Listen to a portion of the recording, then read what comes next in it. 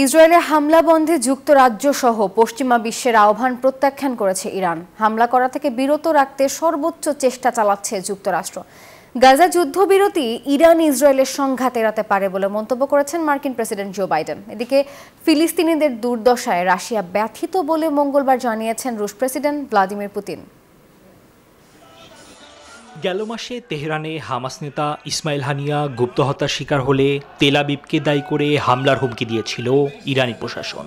এরপর থেকেই এ ধরনের পদক্ষেপ না নিতে ইরানের প্রতি আহ্বান জানায় পশ্চিমা বিশ্ব। তবে সকল আহ্বান প্রত্যাখ্যান করে তেহরান জানিয়েছে অপরাধ বন্ধে হামলা চালানোর পূর্ণ অধিকার রয়েছে তাদের। স্বাস্থ্যকর অল টাইম হানিকম, সব সময় অল টাইম হেলদি লাইফ। এরই মধ্যে হানিয়া হত্যার দায় স্বীকার না করলেও ইরানের হামলা রোধে উচ্চ সতর্কতা জারি করেছে ইসরায়েল। চলমান উত্তেজনার মধ্যেই মার্কিন প্রেসিডেন্ট জো বাইডেন মঙ্গলবার জানিয়েছেন এ সংঘাত গাজা যুদ্ধবিরতি কার্যকরের মাধ্যমে এড়ানো সম্ভব হতে পারে। ইসরায়েল ইরানের মধ্যকার উত্তেজনা কমানোর বিষয়ে মধ্যস্থতা করতে তুরস্ককে রাজি করাতে চাইছে যুক্তরাষ্ট্র।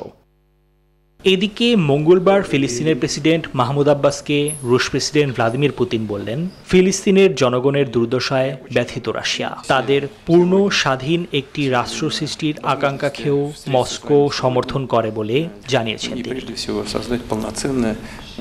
নিবির আমিন, নিউজ 24।